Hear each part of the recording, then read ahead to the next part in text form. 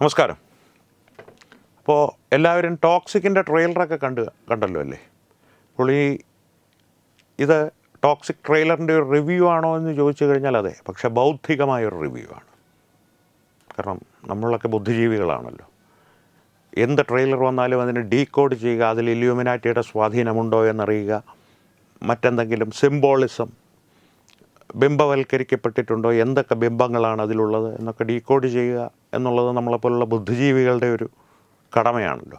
അത്തരമൊരു ബൗദ്ധികമായ ഡീകോഡിങ്ങാണ് ഉദ്ദേശിക്കുന്നത്. അല്ലാതെ ഒരു സാധാരണ റിവ്യൂ അല്ലെങ്കിൽ ഒരു നിരൂപണമൊന്നും നമ്മുടെ ഒരു നിലവാരത്തിന് പറഞ്ഞിട്ടുള്ളതല്ല. എല്ലാവർക്കും അറിയാമല്ലോ അത് അല്ലേ? കാരണം ഞാനും നിങ്ങളുമൊക്കെ ബുദ്ധിജീവികളാണല്ലോ. അതുകൊണ്ട് തന്നെ ടോക്സിക് ട്രെയിലറിൻ്റെ ഒരു ബൗദ്ധികമായ നിരൂപണമാണ് ഇനി അങ്ങോട്ട് നടക്കാൻ പോകുന്നത്.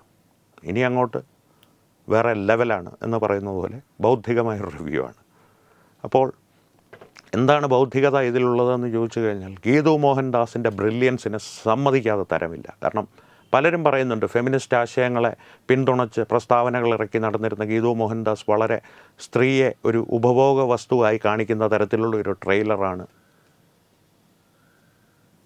മുന്നോട്ട് വച്ചിരിക്കുന്നത് ടോക്സിക്കിൻ്റെ എന്നുള്ള തരത്തിൽ ഉള്ള ആ വിമർശനങ്ങളും ട്രോളുകളും ഒക്കെ നാനാഭാഗത്തു നിന്നും ഉയരുന്നുണ്ട്. ഗീതു എയറിലാണ് എന്ന് തന്നെ പറയാം ഗീതു മോഹൻദാസ്. എന്നാൽ ഇത്തരത്തിലുള്ള വിമർശനങ്ങൾ ഉയർത്തുന്നവരൊക്കെ മണ്ടന്മാരാണെന്നേ ഞാൻ പറയൂ. കാരണം ഗീതു മോഹൻദാസിൻ്റെ ബ്രില്യൻസ് തിരിച്ചറിയാനുള്ള ഒരു ബൗദ്ധിക നിലവാരം നിങ്ങൾക്കില്ലാതെ പോയി. കാരണം നിങ്ങൾ ആ ട്രെയിലറൊന്ന് കണ്ടു നോക്കൂ, വീണ്ടും കാണൂ, ബൗദ്ധികമായ തലത്തിലൂടെ കാണൂ. എന്താണ് ആ ട്രെയിലർ പറയുന്നത്?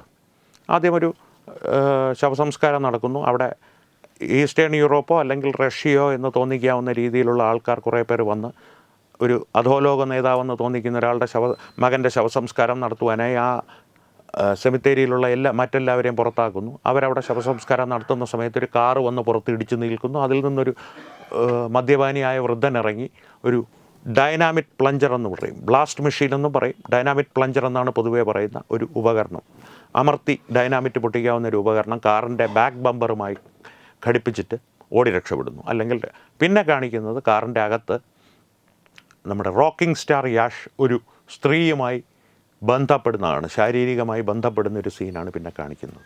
ഇവിടെയാണ് ഗീതു മോഹൻദാസിൻ്റെ ഫെമിനിസ്റ്റ് ബ്രില്യൻസ് തുടങ്ങുന്നത്. കാരണം പൗരുഷത്തിൻ്റെ മൂർത്തിഭാവമാണ് എന്ന് സ്വയവും ആരാധകരെ കൊണ്ടും പറയിപ്പിക്കുന്ന യഷ് റോക്കിംഗ് സ്റ്റാർ എന്നാണ് അദ്ദേഹം അറിയപ്പെടുന്നത് തന്നെ. ആ റോക്കിംഗ് സ്റ്റാറിനെ വെച്ച് തന്നെ തുടർന്നുള്ള സംഭവങ്ങൾ നിങ്ങളൊന്ന് ശ്രദ്ധിച്ച് കണ്ടാൽ മനസ്സിലാകും. അതേ റോക്കിംഗ് സ്റ്റാറിന് വെച്ച് തന്നെ അദ്ദേഹത്തിൻ്റെ ആൺമയെ പൂർണ്ണമായും ഇല്ലാതാക്കുന്നൊരു ട്രെയിലറാണ്. ഒന്നാമത്തെ കാര്യം, ഇത് ട്രെയിലറല്ല, ഇതൊരു ക്യാരക്ടർ റിവീൽ ടീസർ മാത്രമാണ്.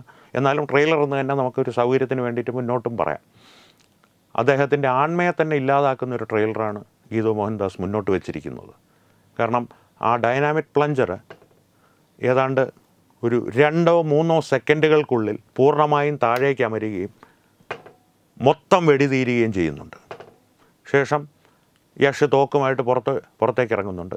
എന്നാൽ പോലും ഉടനെ തന്നെ അദ്ദേഹം സ്വന്തം കയ്യിലിരിക്കുന്ന തോക്കല്ല ഉപയോഗിക്കുന്നത്, മറ്റുള്ളവരുടെ തോക്കാണ് ഓടി വരുന്ന ബാക്കിയുള്ള വില്ലന്മാരെ, സ്ഫോടനത്തിൽ മരിക്കാത്ത വില്ലന്മാരെ കൊല്ലുവാനായി ഉപയോഗിക്കുന്നത്. അതായത് 2 പമ്പ് ചമ്പ്, 2 PUMP CHUMP ഒന്ന് സെർച്ച് ചെയ്ത് നോക്കുക. ഒരു വെറും 2 പമ്പ് ചമ്പാണ് യഷ് എന്ന്, അല്ലെങ്കിൽ യഷിനെ പോലുള്ള റോക്കിംഗ് സ്റ്റാറുകൾ പ്രതിനിധീകരിക്കുന്ന ആൺമ എന്ന് ഗീതു മോഹൻദാസ് വളരെ വ്യക്തമായി തന്നെ ആ ട്രെയിലറിലൂടെ പ്രേക്ഷകരോട് പറഞ്ഞു വയ്ക്കുകയാണ്. ഇനി 2 പമ്പ് ചമ്പ് എന്താണെന്ന് ഗൂഗിളിൽ സെർച്ച് ചെയ്യാൻ ബുദ്ധിമുട്ടുള്ളവർക്ക് പെട്ടെന്ന് വെടിതീരുന്ന ഒരുത്തനാണ് യഷ് എന്നാണ് പറഞ്ഞു വച്ചിരിക്കുന്നതെന്ന് സാരം. അപ്പോൾ ഈ ഒരു ഫെമിനിസ്റ്റ് ബ്രില്യൻസിനെ കാണാതെ പോയ നിങ്ങളോടൊക്കെ എന്ത് പറയാനാണ്? ബുദ്ധി വേണം, ബുദ്ധി. അല്ലെങ്കിൽ ഒരു ബുദ്ധിജീവി തലത്തിൽ ഒരു മിനിമം ഇളയിടൻ നിലവാരത്തിലെങ്കിലും ചിന്തിക്കാൻ പറ്റണം നിങ്ങൾക്ക്. കാരണം എന്നാലേ ഇതെല്ലാം ഈ കാണുന്നതല്ല, ഈ കാണുന്ന ഞാനല്ല ഞാൻ, ഈ കാണുന്ന നിങ്ങളല്ല നിങ്ങൾ, ഈ കാണുന്ന നിങ്ങളല്ലാത്ത നിങ്ങളും ഈ കാണുന്ന ഞാനല്ലാത്ത ഞാനും തമ്മിൽ സംവാദിക്കുമ്പോൾ ഞാനല്ലാത്ത ഞാനും നിങ്ങളല്ലാത്ത നിങ്ങളും കൂടി 2 മിനിറ്റിനുള്ളിൽ അല്ലെങ്കിൽ 2 സെക്കൻഡിനുള്ളിൽ വെടി തീരും. എന്നാണ് ഗീതു മോഹൻദാസ് പറഞ്ഞു വയ്ക്കുന്നത്. അത് മനസ്സിലാവാതെ പോയവർ ഗീതുവിനെ ട്രോളി എയറിലാക്കി എന്നൊക്കെ പറഞ്ഞ് സന്തോഷിച്ച് നടക്കുമ്പോൾ ഗീതു മോഹൻദാസ് ഉള്ളിൽ ചിരിക്കുന്നുണ്ടാവണം. എന്തായാലും യഷിൻ്റെ കാര്യം 2 സെക്കൻഡിൽ വെടി തീർന്നു എന്ന് പറയാതെ വയ്യ. നമസ്കാരം.